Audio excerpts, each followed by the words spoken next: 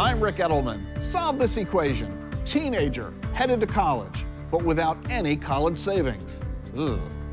Also, gold mining on asteroids? And how much are you contributing to your retirement plan? And what are the benefits of doing the right thing? Jean shows us in The Other Side of Money. All that and much more on this edition of The Truth About Money.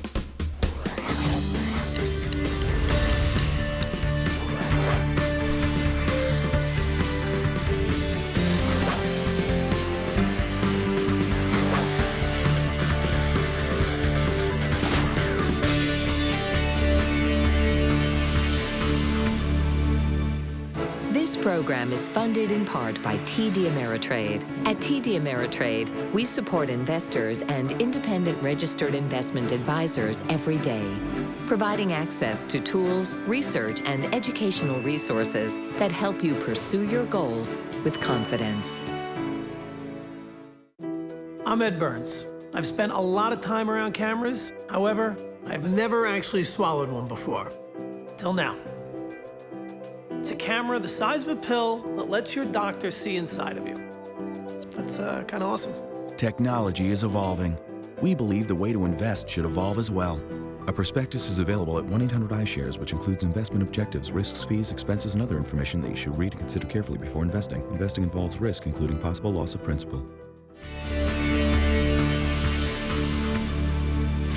I'm Ric Edelman. If you have a high school senior ready for college, but no money saved for it, what do? The answer is dollars and cents.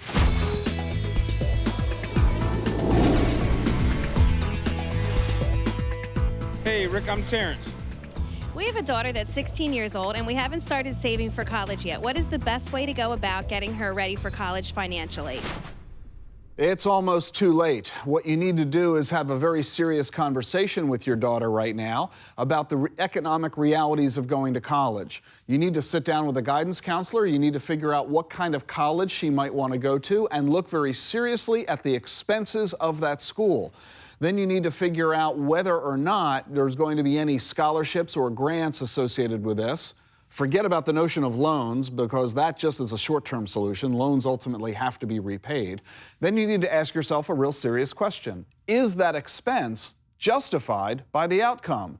In other words, if you don't have any money saved for college right now, and college is going to cost at a private out-of-state institution $50,000 a year, or more than $250,000 for a degree, and it's going to be paid for with loans that have to be repaid, and the child is going to end up as a school teacher earning $50,000 a year, well, that's a pretty lousy combination. If, on the other hand, the child's going to go into law or medicine or engineering, which have the potential of paying much higher salaries, then it might make more sense. In other words, since you haven't saved to buy the education, you have to treat it as though you haven't saved to buy a car. The Rolls Royce is out, and what you're going to do instead is get a used car that is much less expensive. That means your daughter might not be going to a private or out-of-state big fancy institution.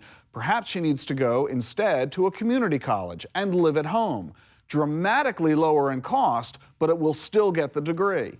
And you need to have this conversation with your daughter right now, because you haven't saved, you haven't talked about it with her, and you need to make sure she doesn't have Ivy League educations dancing in her dreams at night, because you don't have the money to pay for it. We go from New York to Hollywood to ask just one question, Celebrity Edition. What's your philosophy for charitable giving? The greatest giving is when the person doesn't know that you've given, you know? And there's nothing wrong with celebrities going around and promoting causes, but oftentimes you get the feeling that it's, look at me, you know, there's, you know, I'm not looking at buildings named after me, or, you know, I can tell you that when I do get involved, it's usually with the disabled in that area. People that, you know, through no fault of their own, haven't been given a good roll of the dice in this lifetime. So it's that kind of thing. But it isn't, I think most people are charitable. And not just with money, they're just good, decent people. Someone in your neighborhood is hurt, you all pitch in. time, money, whatever it is. I think most people are like that. I don't think celebrities should get any more credit for it.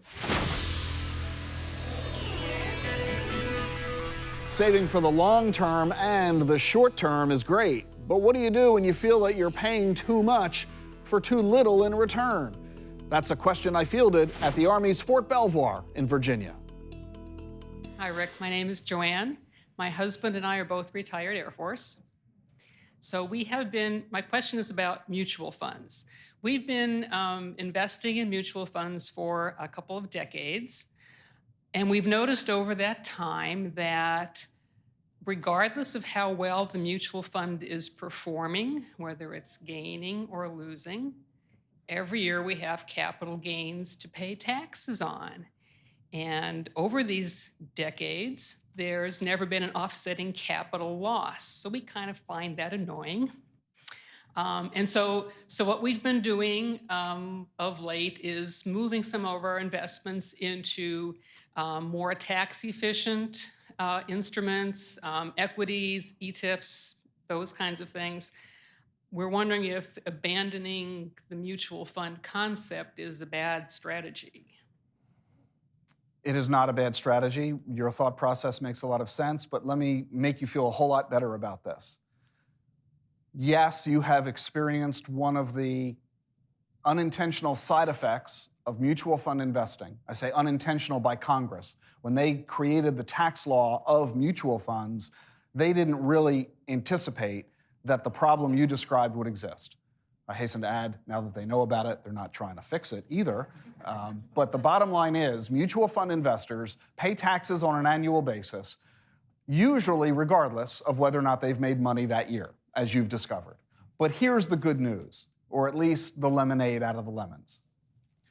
When you finally sell your fund, as you say you've already started to do in some cases, when you sell it, you'll discover that you don't have to pay any taxes, or you'll pay a very small amount in taxes because you've already paid the tax. If you've been handling your record keeping correctly, you will discover that you're not paying taxes twice, you're simply paying sooner than you would have preferred. So that's the good news. Now, I hasten to add, many investors are not aware of this. They don't keep proper records, and as a result, they pay their taxes twice. So let's play a little math game and see how well you get this. You invest in a mutual fund for $10. The mutual fund pays a $1 dividend. You pay taxes on that dollar. That's your complaint. You reinvest that dollar back into the fund. Now the fund is worth $11, right? Because you had started with 10, you got $1, now you have $11 in the fund. You sell the fund for $12. What do you owe in taxes? On how much money? The difference between between the 11 and the 12, so just the... Between the 11 and the 12, not between the 10 and the 12. Right. Do you all understand that point? But many investors get that wrong. They say to themselves, oh, I got 12 when I sold, and I remember investing 10. And they forget that the dollar in dividend counts as an investment. And that's the double taxation problem, where they end up paying taxes on that dollar twice. So you need good record keeping and a good tax preparer to help you avoid that trap. And assuming you avoid the trap, then it's annoying, but it's a temporary annoyance. So don't worry about it from that perspective. But to your bigger question, tax efficiency matters. One of the biggest criticisms of mutual funds is that they are tax inefficient, as you've experienced. And I have been a long opponent of this fact and a big critic of the mutual fund industry for that reason. Exchange-traded funds are a far better approach. They look and act like mutual funds, but they have two very big advantages. Number one, they are far more tax efficient. You'll pay a fraction of the annual taxes, in many cases none at all, compared to what you've been incurring annually on the mutual fund. And the cost of the ETF is a tiny fraction of the cost of most mutual funds. In many cases, they are 90% cheaper. It's amazing how much less expensive they are. Mutual funds were brought to this country in 1924. Back then, we did business on Wall Street with a pencil and a piece of paper. And mutual funds are of that world. They're of that era. Today, thanks to computer technology, we have funds that are exchange traded. In other words, you buy it from the New York Stock Exchange. And as a result, due to technology, they operate much more efficiently. They're therefore less expensive to operate, and they charge you a lot less as well. Mutual funds are antiquated. Their process, their methodology, their structure is very old, and ETFs are becoming very, very popular because consumers are beginning to realize they're more tax efficient and they're much lower in cost, and they give you the same diversification benefits that you've enjoyed from mutual funds. Thank you.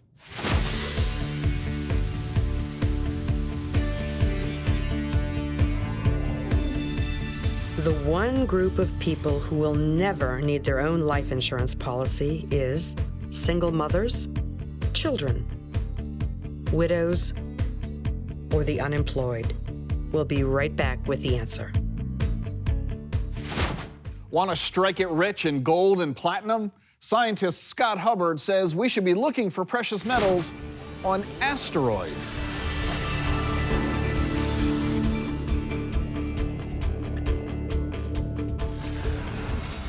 I'm a professor at Stanford University in the Department of Aeronautics and Astronautics. I've been in R&D for 35 years, 20 years with NASA, and I'm also known as NASA's first Mars czar. Tell me about the difference between government-based space exploration and commercial private-based. This is a fascinating change that's going on right now. With NASA, you're dealing with the taxpayers' money. And anytime you touch taxpayers' money, there are literally stacks and stacks and stacks of regulations that tell you what you can do and what you can't do. Over the years, communications has developed, satellite communications, to the point where it is actually a larger share of the worldwide space enterprise than government is. There's about 60% of the $300 billion industry that is private, commercial, mostly communications. And I think this new area of suborbital tourism and commercial ventures to asteroids is a growth area. So the future of space, therefore, you think is clearly going to be coming from the private sector? There's some things like landing the Curiosity rover on Mars that there's no profit return on investment in it other than intellectual excitement for the world. But I think there is an emerging public-private partnership in low Earth orbit. Right now, NASA has bet the farm on buying services from private companies like SpaceX to get up and down to the space station. And I think that's where the future of a lot of space lies. Does that suggest that there's greater opportunity for people who want to get involved in space exploration? Oh, yes. There are a full range of entrepreneurs out there. We're doing this Sentinel mission as a privately funded commercial practice. There are groups like Elon Musk and his SpaceX that have been developing their rocket as a private effort that is selling services to NASA. And then there are people with grand ideas like sending you on a one-way trip to Mars and you just buy your seat. Why is it a one-way trip? But they don't think that you would want to come back. I mean, maybe... Can I buy a ticket for certain people I know, I wonder? yeah, you can, Christmas present, right? Yeah. So I can imagine sending some people to a one-way trip to Mars. And how about investors? The investors are typically right now the angel sort, people with a vision of the future. Initially, SpaceX was privately funded by Elon Musk, who was a PayPal founder. Other people have taken some of their money and are putting it in these seed ventures. But there is, I think, a growing interest in what the business plan is. You know, if you look out a few years, I don't imagine Richard Branson has established Virgin Galactic to run it at a loss. That's the space tourist company. Although he did make the joke, if you wanted to lose $2 billion, start an airline. Or maybe he wasn't joking, I'm not sure. Right. Which suggests that those who want to invest in this type of technology need to be not only very patient, but also very willing to potentially lose an awful lot of money. Yes, they need to be the sort of visionary, early angel investors who are looking at the long term. And very often I find they have a personal interest in space themselves. And I predict an explosion of the space ecosystem, particularly in low Earth orbit. What everyone is waiting for is the Sutter's Gold, the thing that brought all the miners to San Francisco Bay in 1849. People are doing experiments on the space station to see if, let's say, bacteria multiply differently, if plants grow differently, if pharmaceuticals can be produced differently. I think once there is a demonstration that the space environment gives you an economic advantage, you're going to see a huge increase in that. Sounds like you're more excited than ever about space. When I was 9 years old, I watched Sputnik go over, and I said, wow, it'd be great to do that someday. And so you've been doing it ever since? I've been doing it ever since. Thanks very much. Thank you.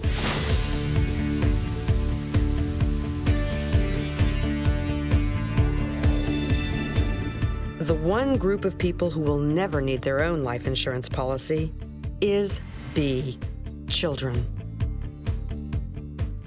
Financial advisors like me work to help you build a better financial future. And each week, Anderson Wozni and Brandon Corso join me on the radio to help people find solutions to their money matters.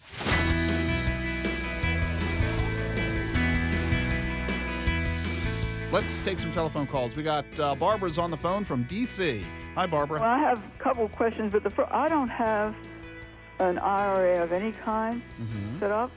Okay. You ought to do something about that, Barbara. Yeah, I know. That's why I'm calling you. Hey, Barbara, are you working right now? Yes. Okay. And do you have a retirement plan through your employer? Yes. Okay. Are you funding that? Is it a 401k or 403b? It's a 403b. Okay. And how much money are you adding to the 403b? What percentage of your pay, do you know? Pay period out of it, but I've kind of just, I've just kind of lost track of it. Oh, very common. I really haven't checked on my, even what's in there, but for a while. So here's the key, Barbara, is to go to your boss and find out how much of your pay, what percentage of your pay are you contributing to the account? Because if it's not the maximum you're allowed, that's step number one. And that maximum's pretty darn high now. It's right. not like it was 10 years ago. So, Barbara, if you are under the age of 50, in 2013, you can put in $17,500 into your 403b, all pre-tax. If you're over 50, the amount's actually $23,000. Wow. So the fact that you're not adding to an IRA right now, that's okay, because the 403b really is kind of acting like it, and it's better than the IRA because the limit that you can put in is so much higher. And it's so much easier and painless. It comes right out of your paycheck. You don't have to even think about it, as you've noticed. Right. Now, but Barbara mentioned something. She kind of said, I'm not sure what I'm putting in, and she said, I really haven't looked at it lately. So here's your job, Barbara, and that is Monday, you need to look at it, or by Monday. Do you want to bet that the investments she has chosen are probably not ideal for her situation? I would agree with that. Because she's relatively clueless about it, as is pretty much everybody dealing with the account, because you're brand new at the job, and they throw a whole bunch of papers at you. Fill out this W-9, and here's our employee handbook, and here's the layout of the office, and oh, by the way, do you want to participate in the retirement plan? How much of your paycheck do you want to contribute? Which funds do you want the money to go into? Sign here, let's move on to the next meeting. Right. People are just... And there's usually 25 to 50 choices, and you say, yeah, right. And you say, well, can you help me make these choices? And they say, no, we're not allowed to, so figure it out on your own. So it's not at all uncommon, Barbara, for you to have completely forgotten what those decisions were that you made back then, and you can't even remember how much money you put into the account. You haven't been even noticing how much the account is worth right now, and it's extremely common. So as Brandon said, on Monday, let's get a grip. Yep. So how do you do it? You need to reach out to somebody who can help you. We do that all the time, Monday through Friday. We call it a free portfolio review. You can go to our website, ricedelman.com, to start that process. But Barbara, you just want to show somebody who looks at this day in and day out, what you've got, and can talk to you about your age, your goals, your situation, and can say, this is how you're invested, this is what you're lacking, this is what you're doing right, this is what you should change. really There you have that it. simple. And I'm really glad that Barbara's doing the right thing. She's now paying attention to it, to saying, hey, I don't have an IRA, should I? Great question, and I'm really glad that you're self-aware of that, because that's the first step. So you're doing the right thing, Barbara. Just keep on going. When you're flat broke, you can't even afford to laugh. Unless, of course, you're a comic, and then it's your job to make people laugh at your expense. It's tough not having money, but I've been broke so long that a lot of things don't bother me. Like the recession was nothing to me, because I've been in a recession my whole life. So when I first heard it on the news, I was like, it just started? Because I've been down for 20 years, brother. I got cocky. I was walking up and down the street, welcome to my world. Give a damn about a recession. Don't bother me, because I don't pay my bills. I always keep a little stuff, you know? I never pay the whole bill. Only my Netflix. That's the only bill I pay on time. My Netflix and my electric, I pay that on time because I need the electric to run the Netflix. But yeah, I don't pay. I never pay a bill. Like if your phone bill is $1,000, what do? You pay that $1,000, right? Look at you. Is there a question? If my phone bill is $1,000, they will never see that. But I will go down there and just try to find out the minimum amount that I have to pay just to keep my phone on. I'll create new packages for them. I'll be like, you know what, just hook my phone up incoming. I don't need to call anybody. How much is incoming? Think about that one for a second. Have you ever had your phone on incoming? It is a possibility, bro. If you could ask a financial advisor just one question, what would it be? Here's one we hear from a lot of people. What do you think is the biggest mistake investors make? People don't know what they don't know. You know, people try to do their own taxes, and sure, I'm sure it works some of the time, but you don't know if it's not working. And it's no different than with the estate planning, it's no different with the financial planning. Until you sit down with someone and talk through things, sometimes you don't know what you're missing. There are people out there who do not understand that you are responsible for your own financial future, that you control the money, and it doesn't control you. And that's a real discipline that I think people have a hard time with. How can I save more? People always want to know, you know, what type of investment return I can get, what type of performance do you provide, but really they should be asking, what can I do to save more? How should I structure my budget to do so? The common mistake that people often make is buying or selling stocks, bonds, or mutual funds on emotion. It isn't always easy to do the right thing, but it sure does feel good. My wife and business partner, Jean, has some insight on how to do the right thing in the other side of money. In living a happy life, we have to look ourselves in the mirror every day, and we have to do the right thing. It's not easy, but there's a great sense of accomplishment in it. It just feels good. In always doing the right thing, there's always a moment. There's a moment of truth that we have to be able to live with ourselves. Are we doing the right thing? And that translates into everything in our lives. Think about your day at work. Did you have a good day? Did your boss create a good environment for you that day? Were you happy? Did you have a good time with your coworkers? Did you get your projects done? Do you see how it just ripples through our interactions and our contact with the people in our day? This is a very basic tip of, being human. Are we choosing the good way or the bad way? It's being the little kid that sneaks the extra cookie, It's, well, we probably shouldn't have done that. It's the essence of us. And so my little story is one day I was meeting Rick for dinner, and I pulled into the parking lot, and I wasn't driving my car, I was driving his, and I scraped the car that was parked next to us. I was mortified. This is that defining moment. Everybody has their defining moment. What are you gonna do? I left a note on the car for the person to call me. I was really sorry. Yes, I had to pay for that person to get their car repaired, but that was okay. That was okay. It all comes out in the wash eventually. So to avoid the guilt, it's easier to take the effort, plan to do the right thing. Thanks, Jean, for reminding us that this TV show is more personal than finance. And that's our show for today. I'm Ric Edelman. For The Truth About Money, see you next time. To learn more about the topics we discussed on this episode and a chance to ask your questions, visit our website at truthaboutmoneytv.com. And stay connected by liking us on Facebook and following us on Twitter.